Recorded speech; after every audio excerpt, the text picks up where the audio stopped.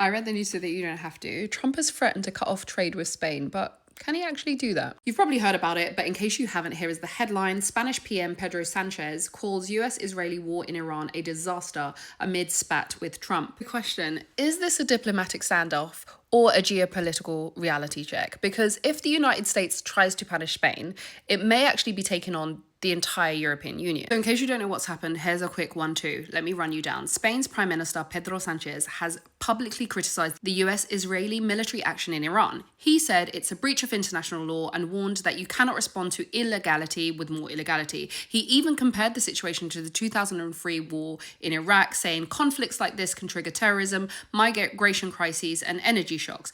In short, Spain has taken a clear position. No más, no war. Now, completely uncharacteristically for Trump, he didn't take this well. Reportedly told his administration to cut off all trade ties with Spain and criticized the country for refusing to increase its NATO defense spending to 5% of its GDP. He also said that Spain has great people, but not great leadership. Here's the reality check. I'm not a world leader, but one thing I do know is that Spain doesn't control its own trade policy. Spain is a member of the European Union, and the EU negotiates as a bloc. So if the United States wants to cut off trade with Spain, it isn't just targeting Spain. It could trigger a trade conflict with the entire EU economy, and that's $20 trillion economic bloc. So how realistic is Trump's threat?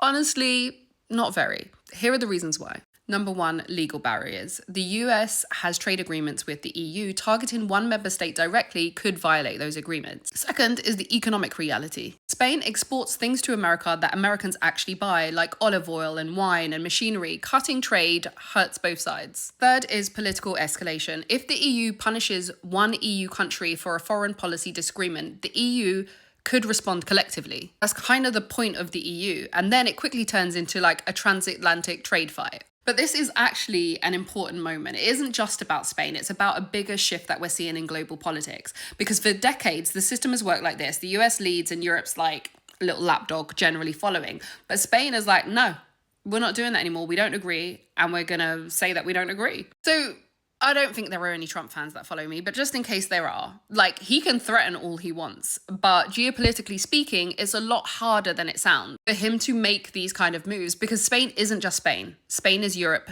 More importantly, Spain is in the EU, and that changes the entire game.